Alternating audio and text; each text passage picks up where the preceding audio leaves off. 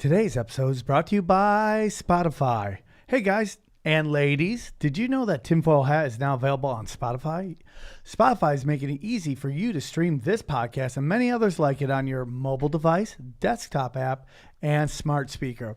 Open the app on the mobile or desktop, click on the Browse channel, and then click on Podcast section. Take this podcast and others like it and all your favorite podcasts wherever you want, thanks to Spotify. Tinfoil.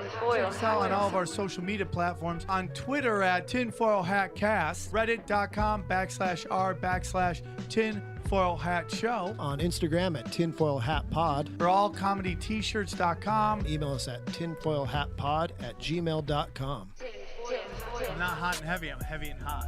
Welcome back to another episode of Tinfoil Hat. Tinfoil Hat. Come with me into the waters of conspiracy with Sam Tripoli. Tripoli's a bit crazy, but he's a really good guy. With my friend Ryan Davis. Hi, Ryan. We're like the first gay couple of conspiracy theories. I think it's beautiful, man. Hold up there, partner. Hey man, where's the truth there, dog? Oh, what the fuck are you guys even talking about? Are you ready to get your mind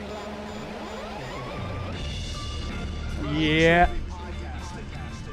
You gave me the point too quick.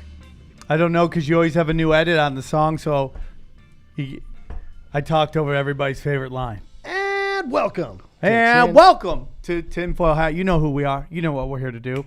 Guys, real quick, the big thing is June 1st. Yes, Tinfoil Hat Comedy Night is coming to Cobb's in San Francisco. And also June 2nd to the Punchline in Sac. So go to cobbscomedyclub.com or punchlinesac.com. Grab your tickets now. I think I haven't ran this by Eddie, and I should have done this by now, but I haven't. But I think whoever brings the most people can either do a private podcast with us or join us on stage when we do our little thing at the end. So I'm still working that out, but I think it's going to be a private podcast. Maybe if you come to San Francisco, we do a private podcast, and then we head out to Sacktown to go rock it again. Hell yeah. So that's what I'm thinking. What do you think? This. Yeah, I'm excited. I think it's going to be fun. We only have to get 200 people to bring one friend. That's not that hard. We have a lot of listeners in San Francisco. Oh yeah. All you decoders, everyone that works for robotics firms, Google, anyone with a knit beanie, hippies. We know you're in fucking Frisco. All the counterculture, I think it's in Oakland now. Is it? I think they can't afford to live in San Francisco anymore. I don't even think the people who work at the companies that have made it too expensive to live in San Francisco can live in San Francisco. That being said, come on out. Yeah, come on. Dude, it's going to be a great night. I'm excited about it. Cobb's is one of the best clubs in the country, and I love San Francisco. I love gigging there. It's a lot of fun. Joining us in studio, so let's get to the show. Joining us in studio, he was just on like a week ago, and now he's back by popular demand. I'm excited about this episode, so I'm glad you're here. Jason Louv, everybody, welcome. Thank you for having me back on. It's been so long since I saw you. Yeah, it's things so good have to changed. See you and catch up. I know things have changed. People loved you on the last episode. They got really mad at Aaron because he said mean shit at the end. Oh. Aaron said he's sorry about that. But I'm super excited. Again, why don't you push your books, because that's going to be coming out soon. Yep. April 17th is John Dee and the Empire of Angels, which is the nearly 600-page hard book biography of not just John Dee, who's the kind of most famous alchemist in recent history, but also Aleister Crowley and Jack Parsons, who I understand you guys are interested in. So it's really the definitive guide to Western magic, which is the secret spiritual tradition of Western culture, which has been kind of hidden and kept elite for several hundred years, and now everybody's interested in, because now we have the internet and we can find out all about it. So everyone wants to know what's been kept from them. Well, I'm super excited to read the book. Did you say it's 600 pages? 560, yeah, so close to 600. So that'll be about a good 2 years of my life. I'm going to do it, though. I'm going to do it. How long does it take you to write a book that long? The actual writing process took 2 years, but it was 3 years total, including, it started as an article for Boing Boing, and then it turned into an ebook, and then And then, I went through the negotiations with a publisher, and then, two solid years of writing. I was literally sitting in a tiny office in Glendale by the Americana, doing nothing but writing that book nonstop for, the better part of 2 years. It's kind of like putting out a special. Like that's a book is putting out a comic, putting out a special, because that's about how long. I think some guys try to do one a year. I just think that's suicide. But I mean, some people can do it. So I think it suffers if you do that too many times. But around 2 years is a good time to put out a good hour. I mean, like, what's so interesting too? It's like 560 pages in this attention span, generation we live in now.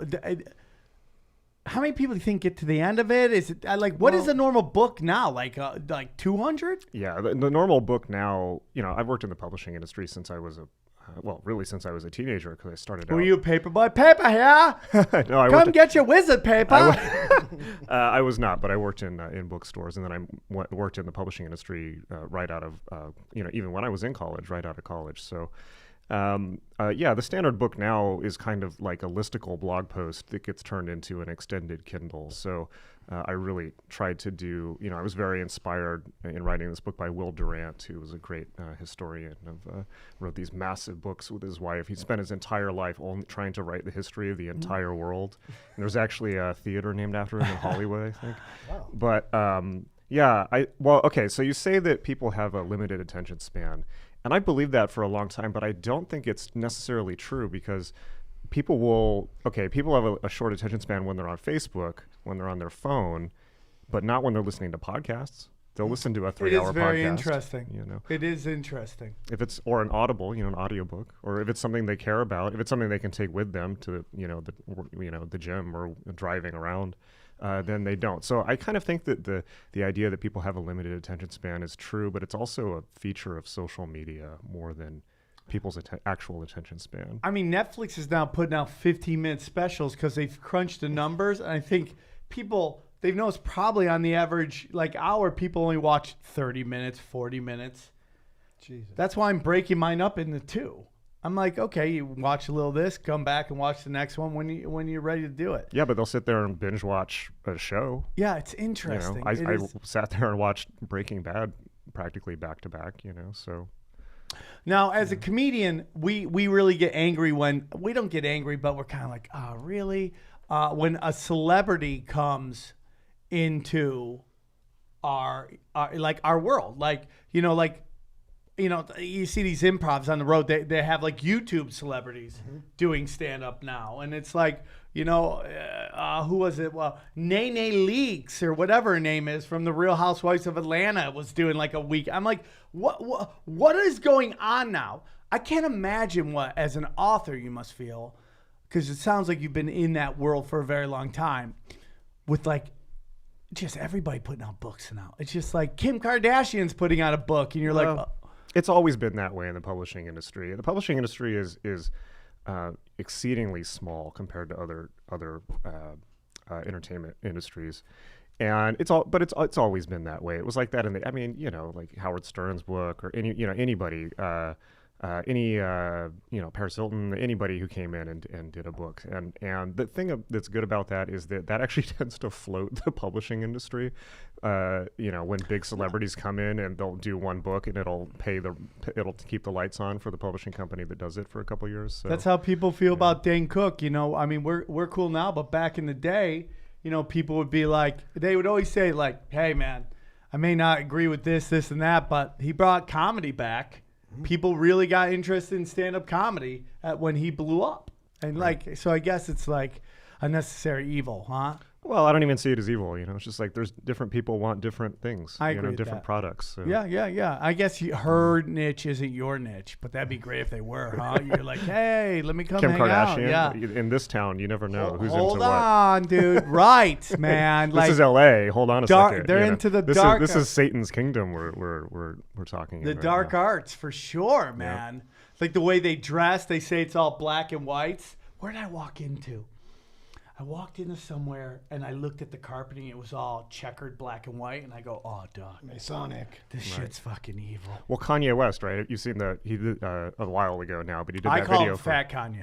Okay. Power? I'm only kidding. Yeah, exactly. Power. Like, there you go. That's the transmission of the Aeon of Horus in video form right there. Explain that to Sam. I don't know if you remember this one. It's called By the way, Power. I love Kanye. I'm just mad. I love spent Kanye. literally $200 on tickets to go see him. Heartbreaks in 808, I think it was. That was the I was so angry. Just listening to him cry about how hard his life. It was awful. So that's why I got. You got to separate the artist from the art sometimes. I get that. My Twisted Dark Fantasy. That's one of my favorite albums of all time. That's a beautiful album. Early Kanye was some of the best to ever do it, by far. Just sometimes they go crazy, and then when you court those witches, man, they There you bring go. a whole different. Nobody survives that. No. Well, you know the story about Bowie in the 70s with the witches? You must know this story. No. So when Bowie, so Bowie, obviously he was a cult figure in England, but when he did Ziggy Stardust, he really blew up and got a ton of money and spent it all on cocaine. And he was on more cocaine than anybody in the music industry in the mid 70s in Los Angeles, which, as you imagine, might have to be a substantial amount of cocaine. But he got really into magic when he did Station to Station, and that whole album is about him using the dark arts to Get more coke. Oh, well, that was only the first step. The second step was to make himself the fascist dictator of Europe. And then he got into trouble for that, as you might imagine. But he spent all of 1975 or 1974 coked up in a room in LA, like drawing Kabbalistic patterns and trying to draw dimensional gateways to walk through. He's talked about this in interviews, trying to see if he could change the channel on his TV without using the remote control. With just his mind. And also he was convinced that here's the witches thing. He was convinced that, covens of witches in LA were after him for his semen. Yeah. That they wanted to get it. And then he thought that he'd summon the devil into his swimming pool also. So luckily he got at least off the cocaine long enough to move to Berlin. And then he did those three amazing albums with Iggy Pop and Brian Eno, which are, I think, the greatest albums of the 20th century among them. But yeah, that was Bowie's LA period. And I feel like that's kind of it's not just Bowie, that's kind of a thing that happens to people in LA. It's like that that moment of Bowie's life is kind of my entire, last 10 years in LA. So, Just meeting crazy people. Coke never did that to me, dude. Coke was always just like, all right, this is about to get weird. You know what I'm saying? I just like Coke because I have a sex addiction and women like to get weird on cocaine, so that just ends up working together. Never summoned any demons. you never summoned the devil in your swimming Did pool? Coke at the Comedy Store. Never had a ghost asking if you could do a bump or anything. Well, you like just that. got to do more, I guess, because it's Go like hard in the paint. That's probably back when the Coke was probably really good. Go hard or go home.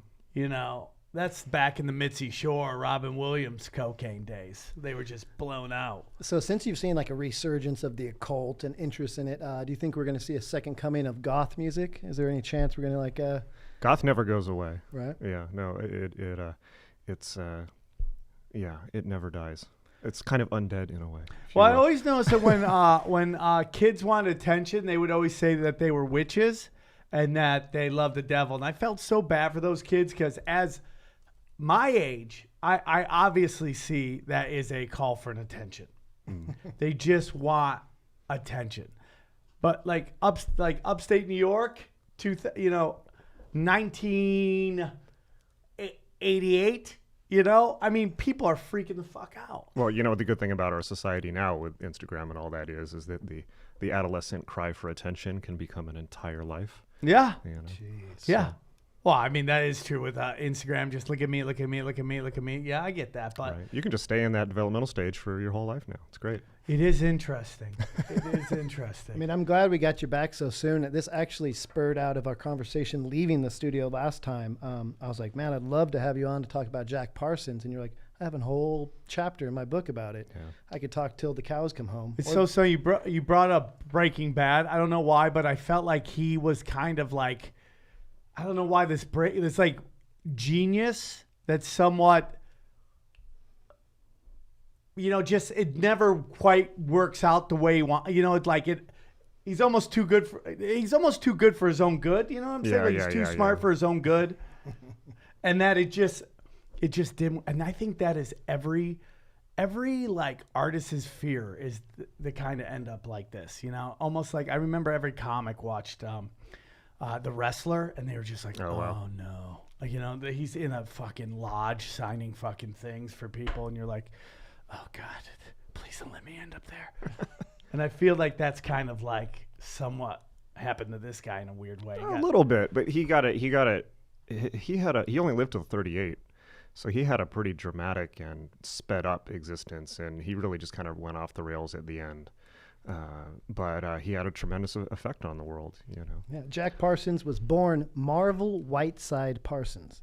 How are you going to change your name from Marvel? Yeah, you already won the lottery there. You can't work at Burger King with the name Marvel. You can't be, hi, Marvel, welcome to Burger King. You might be surprised. That is true. It's a good thing that he was an American rocket engineer, a rocket propulsion researcher, chemist, and, he just happened to be a Thelemite occultist and friends with the one and only Aleister Crowley. Yep. How did that even come about? Yeah, let's start from the beginning. I guess let's get back to Caltech, where he formed the super nerd group called the Suicide Squad with Ed Foreman and Frank Molina. So this is where he started. Caltech, he's a young That's where guy. it starts, at the beginning? Yeah, they're nerds, they're into rockets. It's friggin' the 30s. And that's kind of before there were rockets, right? Yeah, In a weird way. together the three formed what was disparagingly known as the Suicide Squad, a ragtag group of rocket enthusiasts whose volatile experiments threatened to kill them. Brave nerds, officially the first Jackass crew. These guys were just blowing shit up and not worrying about it.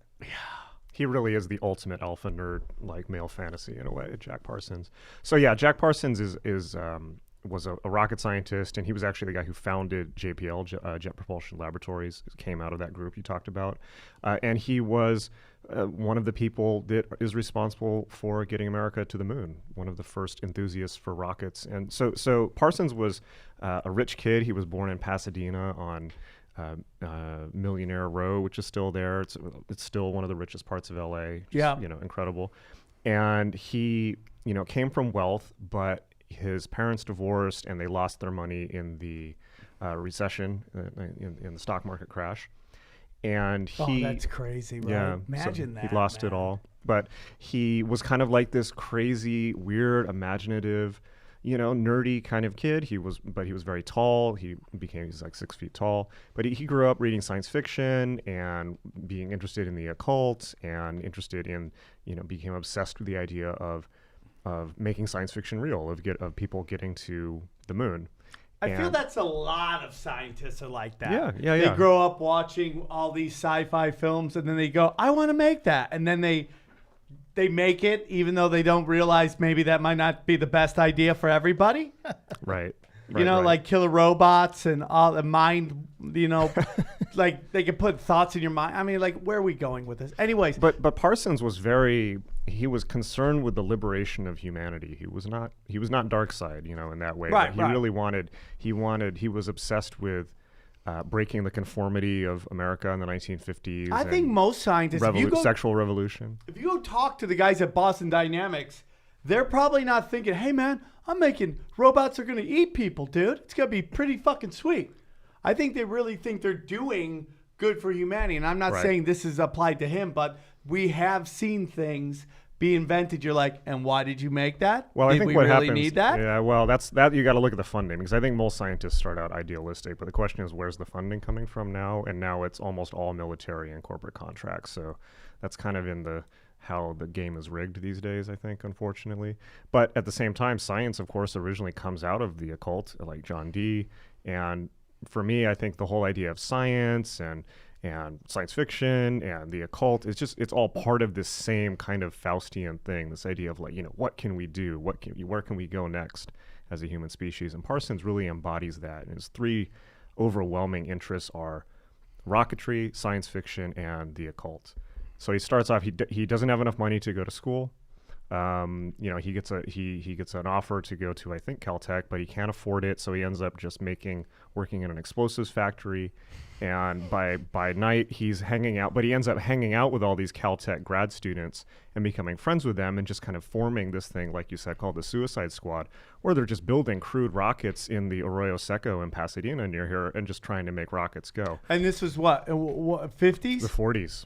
40s, Yeah, man. I think Just the think late, what LA late was 30s. like in the 40s. It was before the war. Yeah. Before I mean, like, Yep. I mean, LA wasn't even close to LA. I think if you're talking the 30s, 40s, LA, I think like Hollywood was still in Ithaca, New York. That's where a lot of the major films were made at first. And then it moved to New York City, and then they realized, oh, I hate the cold. And then it moved to LA. I love the idea of these old-timey guys. I mean, if you see Jack Parsons, him and Walt Disney look like what 1950s looks like. Just that long, tall. And they actually designed Jack Parsons, or Tony Stark, I should say, after Jack Parsons. Yep. So if you ever see him in the comic books and everything, the way he looks is exactly like Parsons. Really? Yeah, he's that rocket engineer that is just kind of kooky, you know? Well, I think in one of the Avengers movies they show, or one of the Iron Man movies, they show Tony Stark's father. Yes. And he's actually supposed to be Jack Parsons. Really? I didn't know. Oh, Iron that's Man's father, amazing. yeah. Yeah. So, and it's very interesting because, you got this kid, he came from money, even though his family loses it, but there's this whole thing that, like, he's this brilliant mind. And sometimes people want to think, like, people get stuff because their family's connected. They're like, Chris D'Elia is, like, came from money. And that kid's super talented. Nick Kroll, super talented. Like Nick Kroll's family is billionaires, like, major players. And, like, that guy, to me, is probably the most complete comic entertainer I know. Like he's Brian Callen's right there, but he's like, I mean, that guy, he can do everything. And it's just like, hey man, some guys just win the lottery, And it sounds like this guy, his family lost money, but it sounds like he had like everything. Well, I think that I'm sure that if you come from that type of, I mean, I wouldn't know, but I'm sure that if you, but I'm sure that if you come from that type of like patrician background and imprint, I think you kind of naturally have a sense of being, having, white male privilege to the extreme, as it were. You think you can do anything, and you maybe have a sense of, being elevated above other people, and maybe that you're almost like a steward of them in some ways. And, that's, I think, the good side of people who come from that type of background. Yeah, they have a confidence in them, probably because their families come from people who've achieved stuff. I always go, if you're like, there's a good chance if your life isn't exactly perfect, it goes back to some of the decisions your ancestors made a while ago. Like when other ancestors were making banks and all that, building by buying railroad companies, your great grandpa was like sitting on a farm. You know what I'm saying? Like some people's, it's just been lined up. Just deciding to happen to be there when people showed up to kill them. I don't know, with smallpox. Yeah. Sometimes it gets really rough on this planet. It does get really weird. It's kind of hard to imagine like the 30s, 40s, LA, people being into the occult. This is even before Chinatown, if you think about when that movie is set. But really what people don't know is LA and this whole area was, at that time, it was the birth of that movement. There was spiritualism. Oh, yeah. All that. So this is what I love. This is one of the things I love about LA. I mean, I always look at LA as there's kind of two LAs. There's, the city of angels and the city of demons, as it were. There's like the horrible LA where it's smog and traffic and people being, stepping over each other and, all the shallowness and all that. But there's also this incredible spiritual side to LA. And you have to realize that LA was, the people who came here came because they wanted to build something out of their imagination. They wanted to create movies. They wanted to create almost a totally new society where, the whole idea of Hollywood, that we could show life as it should be, not how it is, a better version of reality. And of course, there's no surprise that, especially during that time, everyone was interested in Yogananda or Manly Hall or New Thought or the idea that, like The Secret, like that if you think about something, you can make it true. Yeah. And this city was created by people who were immersed in occult ideas. And it truly is. I think that LA is the most truly occult city in a way because of that. As crazy as LA is, it is a place where if you work hard and you catch the right breaks, you can change your life. I mean, Tiffany Haddish, one of my very good friends, has, where she came from, where she is now, that couldn't happen anywhere else. Only in LA, man. And I'm sure, yeah. And you just, when you look at through the history of rock and all that stuff, it's like how there is that occult stuff to almost everything. Always. I think that I was having this really paranoid moment once at Hollywood and Highland where I was like looking around and I had the strangest idea. It was just an idea that came to me. I thought that, you know the whole thing about Robert Johnson selling his soul at the crossroads. I was like, what if everyone who's famous in LA has sold their soul? What if you have to do that just to get in the door? I know people that would say that's true. I'm wearing a shirt right now. It says John Meadows. He's an amazing musician. He's been around forever, and he's told me some crazy stories about people in the up in the hills, parties he's been to that like. I've heard stories that too. he's like that's shocked him forever. Just And like he's Roman Polanski type craziness. Yeah, I mean, he's an amazing dude. He sounds like Elton John, Guns N' Roses, and like Pink Floyd, like just like had a baby. He's the most honest dude I know. And the look in his eyes when he said the things I saw in the 80s and 90s which haunts me for the rest of my I'm life. sure, dude. There's a game that gets played. You see a lot of these musicians were famous a long time ago. You know, we did a whole episode on the occult in hip hop and in rock. We've done it and all that crazy stuff. It's like 100%, dude. So I had the only time in my life I think I might have messed with the darkness is it was after I'd got it through this hardcore breakup, love of my life. I stopped I drinking. can't stop staring at that. Yeah, I know. This is designed purposely. So like I was in this place where I'd never experienced insomnia before.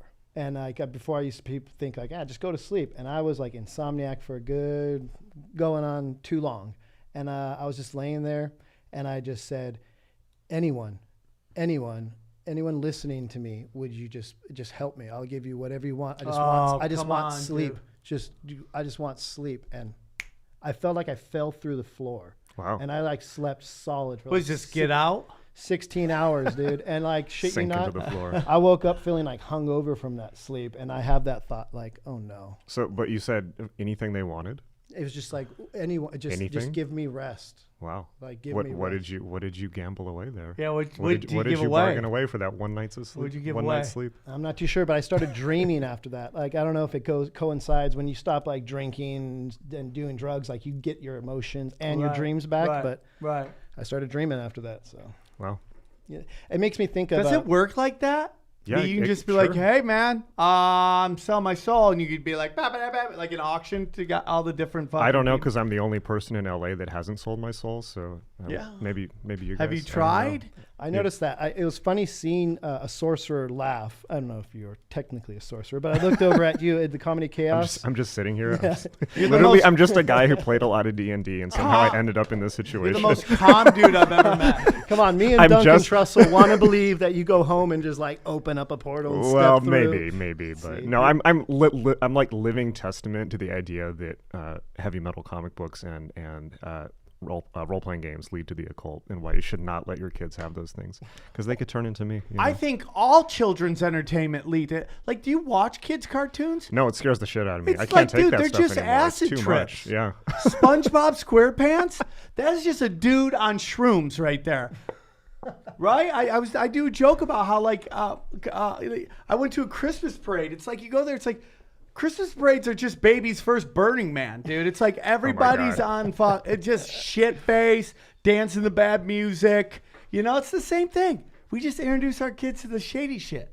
Well, check this out. This is kind of shady. It's called the Gnostic Mass, and this Oh, is yes. what got Parsons into it. It's a different take on the Catholic Mass. On a black and white stage stood an altar embossed with hieroglyphic patterns, a host of candles, and an upright coffin covered with a gauze curtain of which the group's caped leader would appear. Can we bring capes back? Sam, you didn't wear a cape at your special. Dude, I love capes. It's a good time for it. You know, I really feel that with Trump in office, you could pretty much do anything and nobody would really bat an eye. People are so distracted and crazy right now. Yeah, you want to bring capes back? I don't think anyone's going to be worrying about it too much. Hey, man, I respect the trans community. I don't know why they're the only ones dressing how they want to dress. Why can't you dress however you want? Why Capes. can't you show up to your job at FedEx in a fucking cape? Why not? Let's do it. Take pictures, please, and send it to us. So at these things, poetry was read, swords were drawn, breasts were kissed, lances were stroked, and it was highly charged sexual atmosphere. Wine was drunk, and cakes made of supposedly menstrual blood was consumed. Not supposedly. That's what was actually in them. And so this is the Gnostic Mass. What's the reason for menstrual blood cake? Well, okay, so let's did back they up only a few have these- steps. Do they only have these parties once a month? No, well, you can still go to them actually. No, once a week. So yeah, the Gnostic Mass. Okay, so here we've got Parsons. He's this young, idealistic, maybe a little bit naive, maybe a lot naive, young kid. His father left at a young age. He doesn't have a father. You can imagine he's drifting a little bit, but he's obsessed with rocketry. And he doesn't really have a cynical filter at all because he didn't go to college. And he's reading all this science fiction. He's hanging out at the LA Science Fiction Society, which is, by the way, where Ray Bradbury got his start. And he's like this mentor to all these young science fiction authors because he can get them laid, like he's a good looking dude and they're total nerds. And so they love him because he can like bring them to parties. But he also gets obsessed with, he starts reading Aleister Crowley's books, and Aleister Crowley at this time was not very well known. He only had, maybe a dozen followers in the UK. Obviously, he was very infamous in the press. He'd been vilified as the wickedest man in the world and all these things for a lot of his hijinks around the world. And It almost is like Crowley was like kind of like what you see now in like this whole thing where like just be this giant like flat. I'm like, I pick a side and go hard on that. And the more you go hard on that, the more followers you can get on that. The crazier you go, no, the he more really people. pioneered that. He's like the first rock star, or one of the first rock stars in that way. He would see that as magic, But so he got all this publicity, but there weren't very many people seriously doing the rituals that he'd written, and he'd created this extremely elaborate magical system called Thelema, which was meant to unite aspirants with their true will for being in this life and allow them to use the occult not just for party tricks, but to fulfill their great destiny that supposedly, according to him, everyone had. So Parsons became obsessed with this idea, and he's an idealist. He's a free thinker. And so he goes to the Gnostic Mass, which at that time was held in Hollywood, actually right around the corner from where the Big Blue Scientology building is now. Oh, shit. Just in somebody's house. What is that on Sunset, Yep. that one? Yep. By the way, can Scientology pick worse buildings to represent their religion? I mean, like, everything looks like where some... the one is a giant castle. The Celebrity Center on Fountain? All it's missing That is a one's nice. werewolf Franklin. howling in the night to make that thing look like Dracula, right? Oh, my God. They just need to release bats nightly. Yeah. It does not look creepy at all. Yeah. Well, now they have like the Scientology TV network or something. It's in Echo Park. I don't know. You know what? I don't know. Maybe we shouldn't talk about them too much because we're in LA. But they're really into real estate. Let's just put it that way. Oh, they buy everything on Hollywood for monetary reasons. They're really They're they the buy. second largest real estate landowner in all of LA. What's the first? I think it's Piken. You know that Pike?N? I think it's them. What is Piken? Yeah. It's like the real estate company. Oh, it's just okay. Yeah. Crazy, right? Real estate's a great tax shelter. Yeah. So there you go. Not saying that has anything to do with Scientology. Do as just thou in wilt, general. Scientologists. Do as thou wilt. So so Parsons gets, and the Gnostic Mass is the ritual that they're celebrating. It's the group of Thelemites, as they're called, which is similar to the Mass as practiced by the Catholic Church. But what that ritual really does is it puts sex back into it, where instead of like the whole idea with Thelema, one of the central ideas of Thelema was, one of Crowley's core ideas was that sex is holy and sex is should be part of spirituality. It's how we're born. It's basically how we live our lives. It's totally central to how we express ourselves as human beings. And that he felt that because Christianity and lots of other religions had purposefully severed sexuality from religion, that was not only a mistake, but was actually, a control structure that people were controlled by 100%. that. But telling them sex is sinful. And we see this, now, I mean, look, and obviously we see it with the Catholic Church, how that ends up, like the sexual repression. If you repress something, it comes back in totally monstrous forms. And Did you obviously hear that it's more complicated than that. The Pope said a couple days ago that he just got rid of hell. He's like, nah, hell doesn't exist. We got to talk about this. We got rid of that. Bye-bye. You heard this? No, it's called L.A. I know. I've been to hell. No. He literally said he's like, nope. Which is interesting because I have a friend of mine who's really Christian, but he says it's the original version, like that how Jesus basically followed it, and basically he said there's no hell. It's just when the rapture happens and the big JC comes back, the people who follow him wake up and follow him. That you don't go to hell, and that hell is control thing. Wasn't hell like adopted from the Greeks and Romans idea? Of Yeah, underworld? it gets really complicated, and it's hell is an older idea, but it was not. It's actually a place in Scandinavia. Like Right. hell, yeah. And hell was usually, when you look at in the pagan religions, hell was usually elective. It was a place that just people went to because they kind of liked going to, like, you know, get their S&M rocks off or something like that. It was not as much like you have to be there forever. It was like, you know, sometimes people like to do the monster mash. Yeah. And, you know, we have this place for that.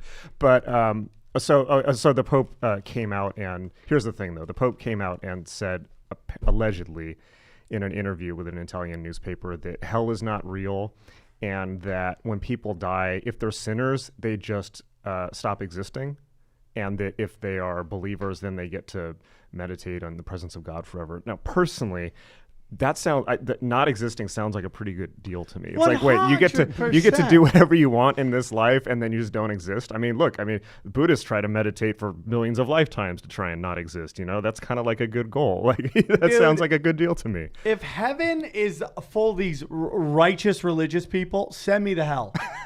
Send me to hell. Let me hang out with all the strippers, the adult film stars, rock stars. They're all going down there. Because if it's going to be like, who's the guy, Jim Graham or whatever his name? Come on, dude. Billy Graham. All those dudes. Come on, man. I just follow Tupac. Heaven ain't hard to find. Yeah. You guys look up that song. It's a good one. But here's the thing. So the Pope did not actually say this, or at least the Vatican is on the counter attack right now, and they said that the journalist made it up and misquoted him. So that guy's probably he's going not straight sleeping to hell. lightly. He's going straight to hell. Yeah. He's like, oh, fuck, they're coming through. I mean, if you're 24 years old, because that's when he first started getting really deep into Crowley's belief system, right? And he tells you sex is going to get you to some magical place. Dude, I'm busting It's a good nuts sales- it's until a I good get to sales Shambhala. pitch. Are you kidding me, dude? Like, You just think about this, man. Like, how much of being a cult leader is just trying to get laid? 100%. Like, it's like 100%. How much stuff a is cult just leader, a human? Are you kidding me? But like, dude, this cult in New York just got busted. Oh my God, that's some sordid. That shocked me actually, and I don't shock easily. What was like this hedge fund manager or something? It was like this rich dude, who they had all these like girls, but he was like branding them or some sick like twisted thing. Guys want all the toys. They just want all the toys. The guy looks like Mr. Rogers. It's like it was weird. It was weird. I believe in each one of us, there is a third world dictator. Oh, I know there's a third world dictator in myself. That's why I'm keep very aware of him and don't let him out. But everything, look at that show on the Wild Wild West. Is that what it's called? The Wild Wild Land? Wild Wild Country on Netflix. Krishnas? That's all about that guy, all those guys getting laid. What was this? It's all about the Hare Krishna movement. Oh, was this the Osho thing that just came out? Mm-hmm. Oh Yeah. my God, that's a next level insanity. It's a great study in the human condition. But going back, like everybody who starts a cult is just trying to get laid, trying to hey, I know what's going on. Trust me, humans have been around for thousands of years. I've been here for 35, but I've figured it out. It's that Patrice O'Neill joke.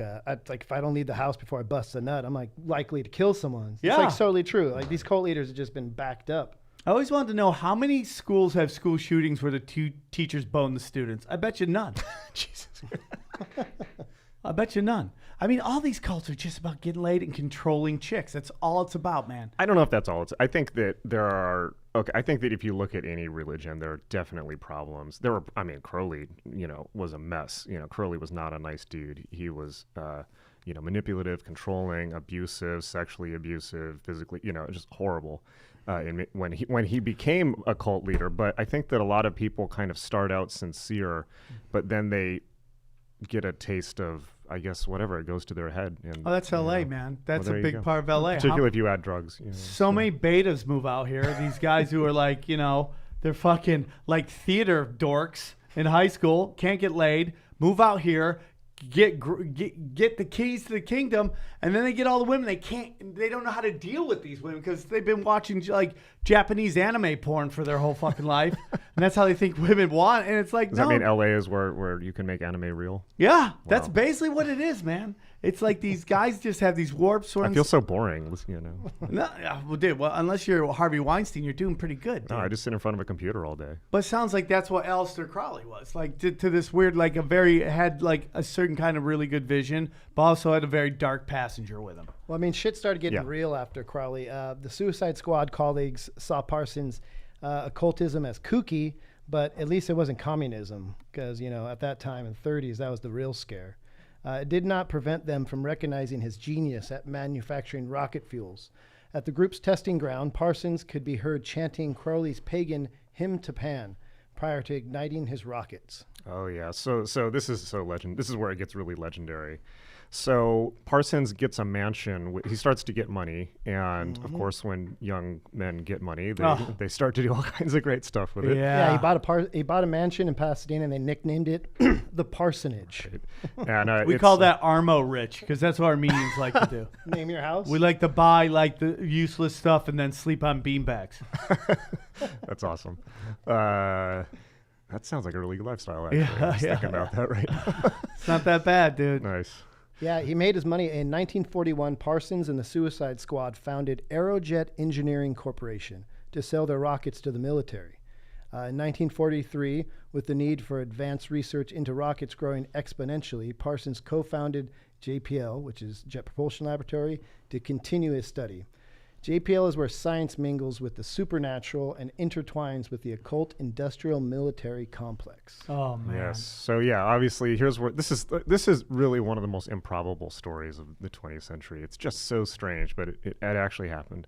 So yeah, he gets this mansion called the Parsonage, and he is during the day he's working with this group that eventually turns into JPL, and they start to get military contracts because up to this point they had been considered kind of just random crazies. But as the war effort started to move into the war effort, people started realizing this rocketry thing might be kind of important. Yeah. So they start to get military contracts, and there's companies are founded and then sold. So it's kind of like, in a weird way, like I guess you might imagine like, startup culture now, like young guys who get a lot of money in Silicon Valley, and then they're like riding around their offices on a tricycle and, shooting each other with Nerf guns. And I always think about that. There is something right now that is about to be invented that is going to be worth billions. And who's going to come up with the idea? A lot of people. I think things are going to happen so fast right now because of technology. But I mean, you look at these guys now with, making tons of money from cryptocurrency when they're 22 and, buying things. And anyways, so he's working here during the day, and then at night he fills this house with, he puts out an ad asking for anarchists and free thinkers and bohemians, anybody. And so it's kind of like, pre-Beatnik era. Right, and pre-Craigslist. Pre-Craigslist. So it's a lot hard to find freaks back then. But they show up. Yeah. And so he's there. So during the day he's working in rocketry, and they're setting off rockets while he's doing Crowley's hymn to Pan, the hymn to the horn god, and all these things.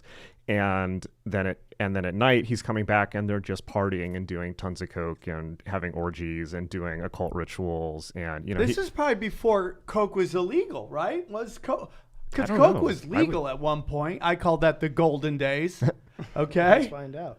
There was a time when it was legal, and people doctors be like, "Listen, dude, you have a headache. You need to do an 8-ball." Well, that's how and you Crowley. feel That's better how about Crowley yourself. became an addict. He had asthma from his mountain climbing days, and they prescribed him coke and heroin as the only things that could cure asthma attacks. And then he just became a junkie for the rest of his life. Unbelievable.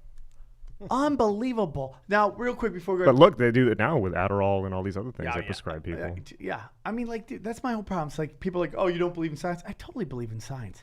I just find scientists, you just question everything. That's all I'm saying. How did they meet? Did they ever meet? Crowley and Parsons? Yeah. Not in person. They only communicated because Crowley was at this point fairly destitute. He was going through, at this point, the Blitz, the air raids in World War II, and he was communicating with Parsons by email because at this point, the group in LA which became the first OTO, Ordo Templi Orientis Lodge in LA, which is Crowley's magical group. It was really the first experiment. It was the first group to do this in the U.S.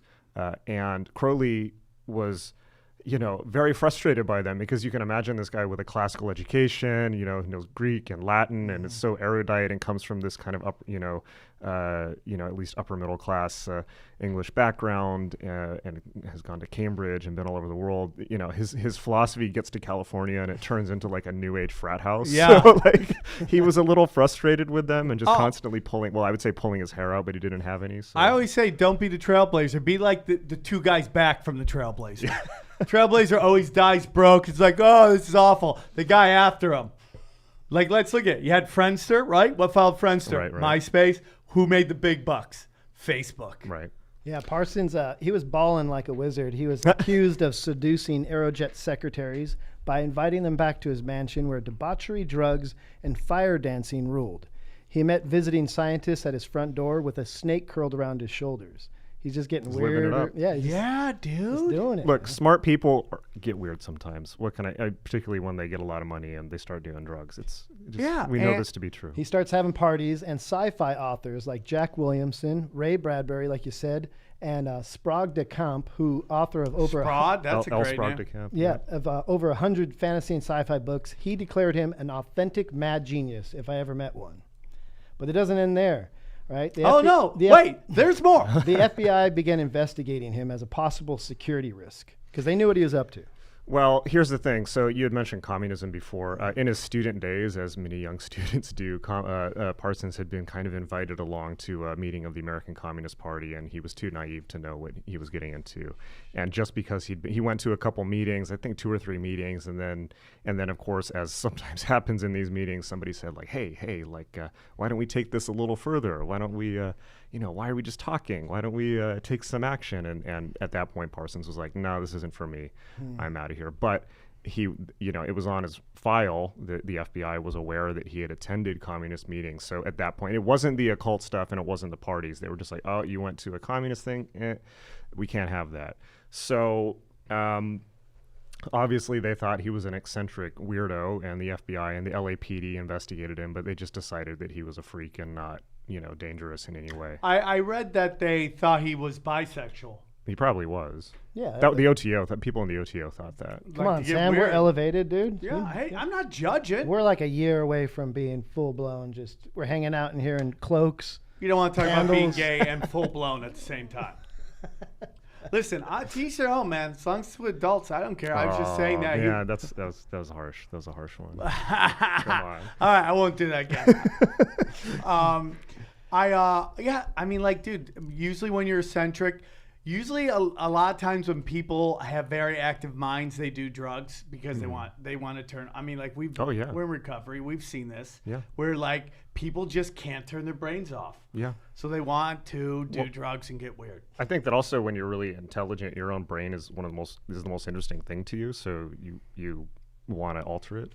But people love drugs. Everyone loves drugs. It's part of the human experience. Yeah, we are drugs. We're just a bag of chemicals just interacting with itself, Right. What a like a crazy time. You got to think about when they're doing all this. Like this seems like we've heard this story 1,000 times, but this is almost like the beginning of it. To be into like black magic in the 30s or 40s is just like an insane time. Yeah. That's the thing with Parsons. He kind of makes sense now, but at the time it's like, what the fuck is this? Like you have to imagine with Parsons, it's like if you imagine Elon Musk, Aleister Crowley, Abby Hoffman, and I don't know, Stephen Hawking all in one person. That's kind of like the deal with Parsons because he's this brilliant scientist, but he's a huge hit with the ladies and he's living this kind of rock star existence. But he's approaching the occult in a very disciplined and scientific manner because he does have a serious. He hasn't been to school, but he has a very serious scientific training where he's working as a chemist all day long, and he's worked as a chemist, and so he applies this to the occult. But this is where it really starts to go off the rails for a couple reasons. One is he's doing way too many drugs, too much coke. He's probably he may be making speed at this point. So you know, as And that's chemists out of a do. bathtub, dude. That's the old crank. Right, right. That's the crazy crank. And then a certain somebody who shows up. Maybe you wanna- LHR. LHR. His fortunes were not helped by the arrival at his house of a hugely charismatic young science fiction writer by the name of L. Ron Hubbard. Yeah, That's like Ronnie boy. everything has its own subreddit. That's what I learned about life. And there's just a small group of just people who write sci-fi. And just think about the sci-fi this time. This is before like Star Wars, all that shit that kind of defines that genre. Totally. Like they were way ahead of that, man. And there was a whole group of that. They instantly became close friends. I mean, like straight up stepbrothers moment. Like, did we just become best friends? They were fencing together. They discussed magic together, Totally. and they even performed magic rituals. Hubbard moved into Parsons' mansion, and taking to the air of free love like a fish to water, worked his way through everyone's girlfriends, wooing them and wooing them. I mean, have you seen L. Ron Hubbard? I'm a redhead. Redheads, we're hit or miss. We're ugly as shit or we're kind of good looking. This guy was not kind of good looking.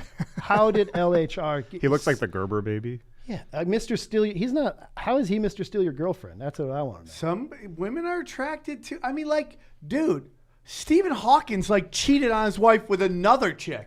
Do you know how hard that is?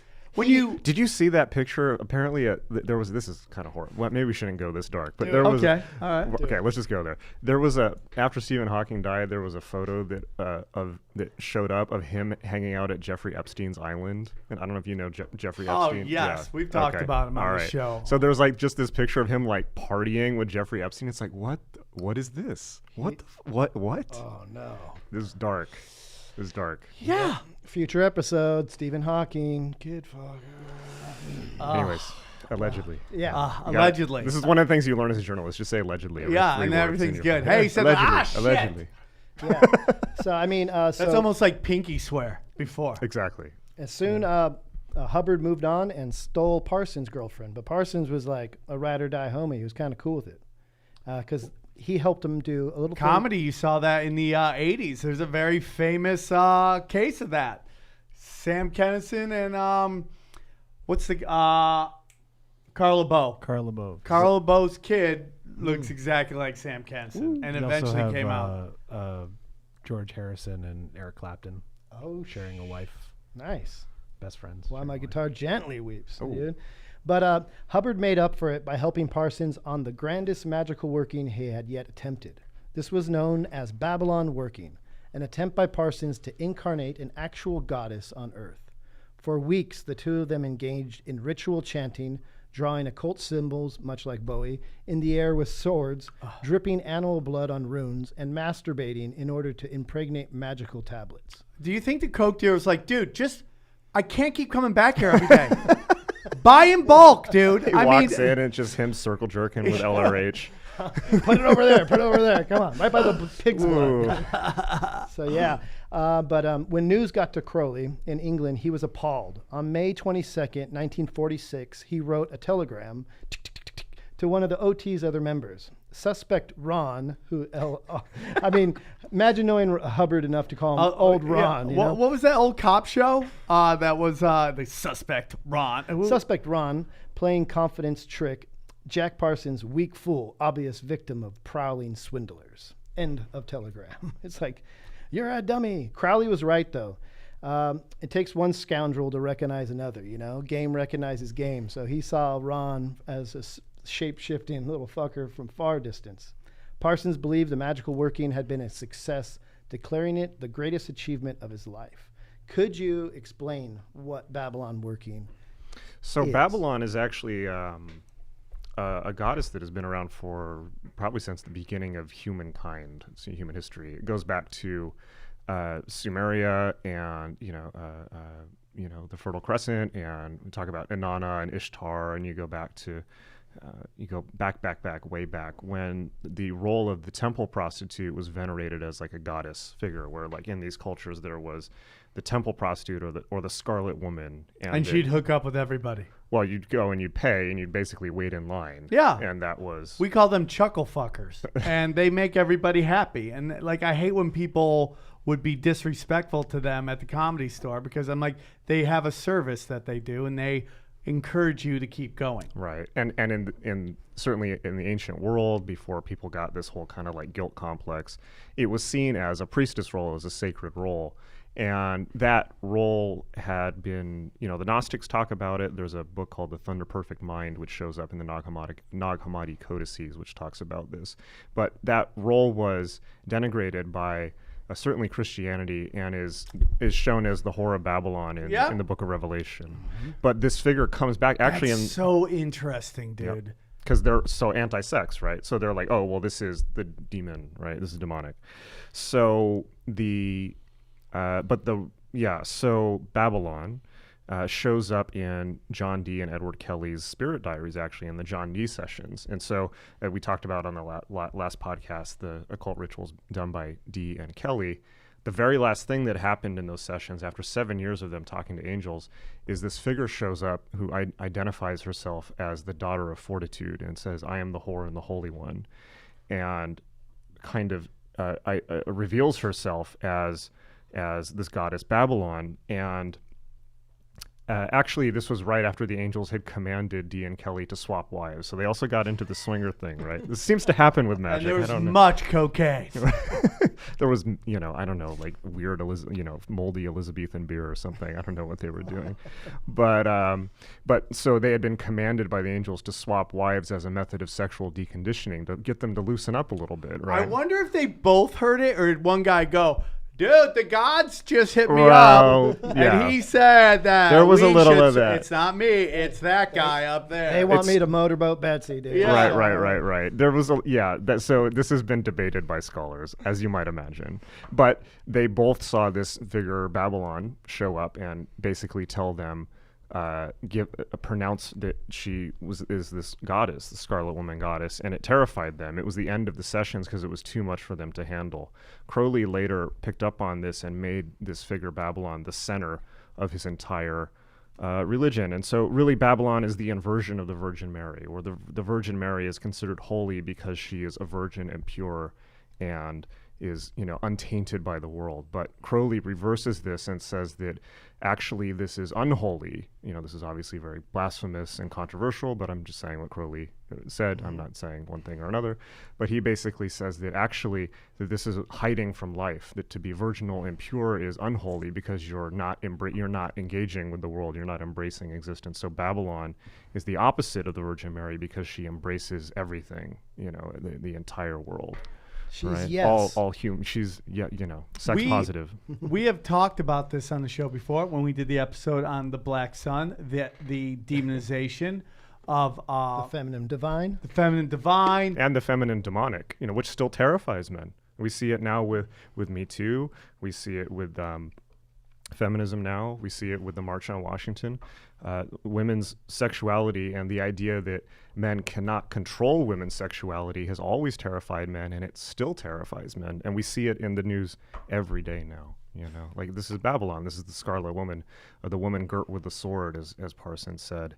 And Kali in the Hindu tradition, Yes. beheading Shiva and holding up the heads of all the men that she's beheaded, like a garland of severed male heads, just like, just try it, right? Exactly. This is Babylon, or a similar cultural representation. She's the original Pussy Riot, right? Well, Well, the funny thing about Kali is she only looks that way when you're afraid of her. But when you love her, she shows her true appearance. she might behead you anyways. You got to watch out. Into the mouth of Everyone's got a thing. It is interesting that the demonization of the divine feminine, the demonic feminine, and see, it's so weird because women, I always end up engaging into these arguments because I hate the generalization on all white guys. We have a bunch of white guys in here. Nobody hates anybody. We all love. But right now we're taking a beating because the action's at the top, and and I defend that. And then you hear women always say men are afraid of a strong woman. Like my girlfriend is like a world beater, like she's a dominator. I've always dated women like that, so I've never been like that. I don't understand that, but I guess that is like something that's out there that weak men want weak women. Not me, man. Every woman I've ever really been in love with has been like super masculine. I even turned to lesbian one time. I I respect have very that. feminine qualities, but I guess that's just growing up with That women, hair? not being like afraid of the feminine side. I think that's what we're seeing in this whole men being afraid of women. That's you just being afraid of yourself. Yeah. You know, like you have a shadow inside of you that's feminine. You Yeah. better embrace that shit. Well, I think that feminists also would say that feminism is, one of the feminist arguments is that men also have a feminine side that they also oppress within themselves, and that that's part of the oppression of, that side of humanity. And that I think that's probably something Parsons would have agreed with. He had a very radical, he was very almost libertarian, but he had just a radical and anarchistic view of what life could be. He wanted, pure women's liberation. He wanted everyone to have access to space travel. He wanted everyone to have access to consciousness alteration and drugs. He wanted to break, in a lot of ways, he predicted the 60s. He said that when he did this ritual, the Babylon working, one of the things that Babylon told him was that there will be a coming generation that will reject all this prosaic 50s bullshit and will reject conscription like the draft, and will want sexual freedom and sexual liberation, and will want godlike powers. And all of that has happened. I mean, if you think of I think of technology as magic, the ability that we can, with this phone, do things that the ancients would consider magic. You can tap something on this and summon whatever you want from Amazon will show up tomorrow.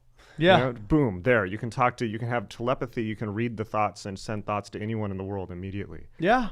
Like you can record, you can make video, so, when we talk about magic, we have to kind of take a broad Catholic in the true sense view of that word. And it's just kind of the powers that humanity has. And the powers that humanity have now are absolutely Promethean. And so Parsons saw the radical, I wouldn't call it women's liberation. I would say exalting the most intense parts of everything, not just women, but everything that had been oppressed. He was a pure idealistic anarchist. He wanted everything out in the open and total liberation for humanity. And I think it happened, but he didn't live much longer after that, unfortunately. And if he did, he probably would have had a very guiding role in the 60s. But this was the message that came, they summoned this goddess Babylon, who gave them, Hubbard was, allegedly acting as a psychic and was kind of receiving messages in the same way that Kelly had. And of course, Hubbard's like, yeah, the goddess Babylon is talking to me and, tells me to you should give me all your money and all this. But the work that emerges from, they actually exhibited the Book of Babylon that he transcribed at the MoCA in West Hollywood, I think 3 or 4 years ago. Can you buy a copy of this? It's online. It's only 77 lines, so it's a very short. It's less than 1,000 words. So they just chanted it over and over. It'll take me a couple months. Well, it was like the Book of the Law. It was like a received book. But they were doing Enochian magic, which comes from D and Kelly, in order to open this up. And they got the result, and then Babylon, according to Parsons, manifested as this woman, Marjorie Cameron, who was showed up at the house. Like, they went into the desert in the Mojave, and they did this ritual for 11 days where they were doing Enochian magic, and they were adding sex magic to it and all this stuff. And then at the end of the 11 days, they came back to the house, and this woman, Marjorie Cameron, was sitting there, who just moved in, and she was this, had flaming red hair. There was the spitting image of the Scarlet Woman, as Babylon is called. And immediately the Parsons and her immediately began doing sex magic together, and she just kind of was the avatar of Babylon, or at least walked into Parsons, projecting that onto her. If you want to be a bit more cynical about it, which I think is fair. Yeah. But so interesting, dude. Yeah, and it got crazier from there, and they were doing. They spent the next couple of years trying to manifest this force of Babylon, which is, Crowley was very into this idea of Horus, which was kind of the Antichrist, and the idea of all of the old religious structures being destroyed. And Parsons really clued in to the fact that it was a little bit too macho, and it had to be balanced out by a feminine counterpart, which was Babylon. And we see Babylon not just in the 60s, but in the witchcraft movement, in the popularity of the massive popularity right now in the last 5 years of witchcraft with young women. That's what Parsons is talking about in the 50s. Talking about that in the 50s, where he writes a manifesto called "We Are the Witchcraft," where he talks about the pure witchcraft coming back and women gathering in covens and things like that. And this is before Wicca happens. It's before any of this happens. I love all that, man. I love all that. Well, you alluded to it. Jack has a sad ending, unfortunately. He managed to obtain some consulting work on rockets. He was like bought out of Aerojet.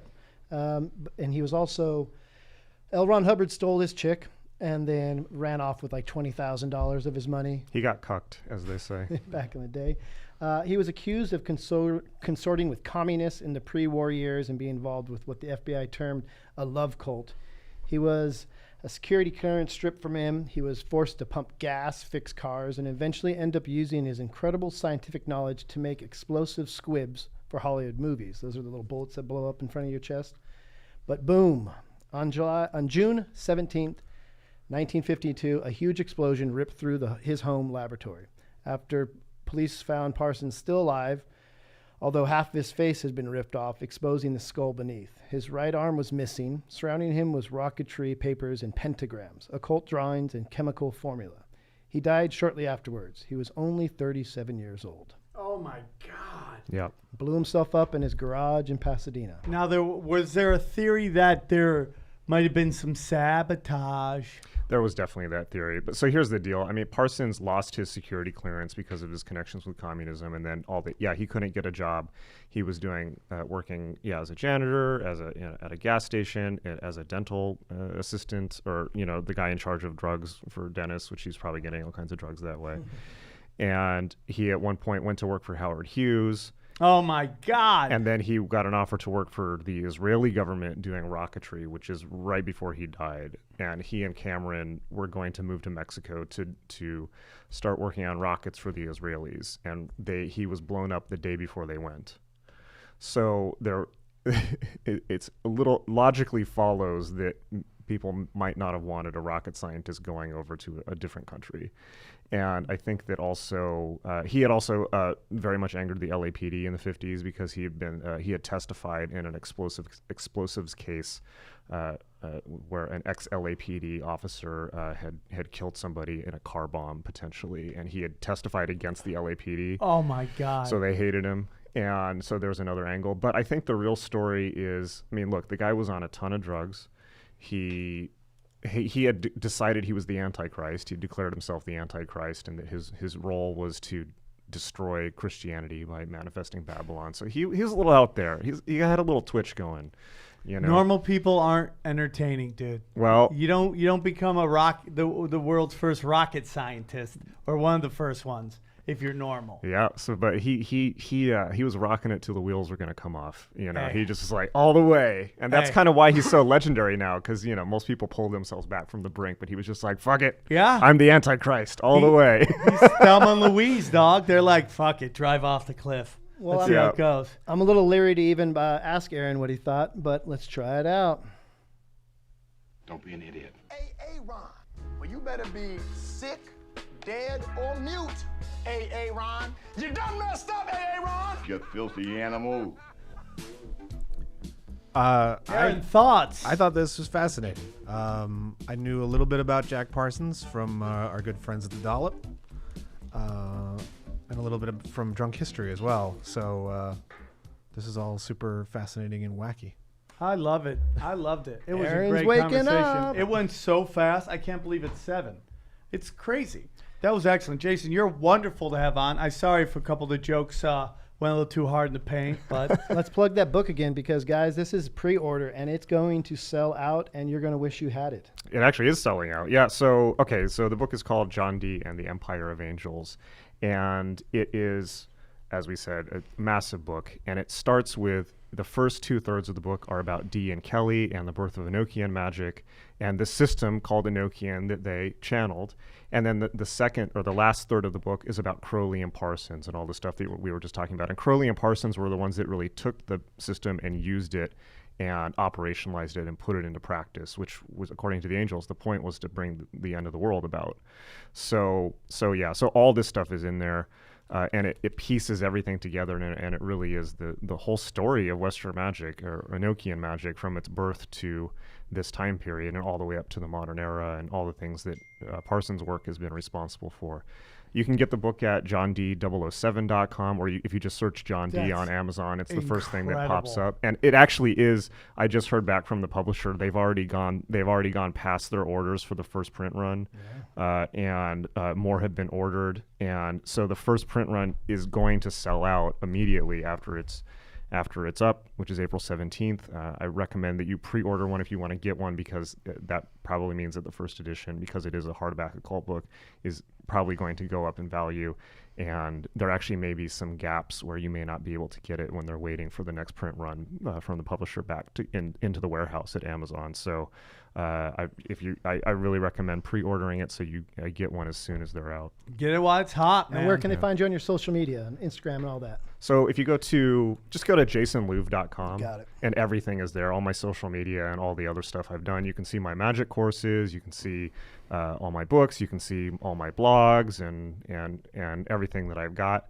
And of course, if you want I have the free course on magic. I love it. I read everything. Oh, what'd you think? I love it. Yeah. I love all of it. I'm really interested in this stuff.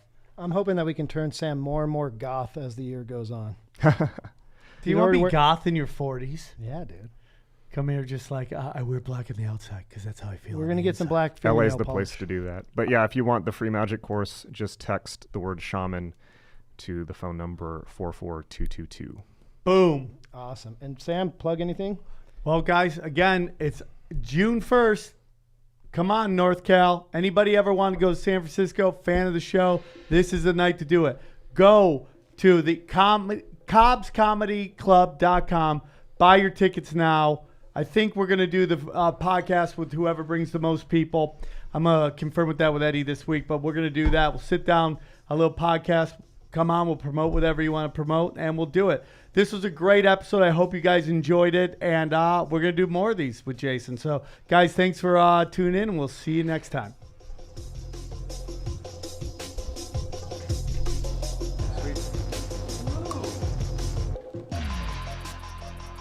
Good?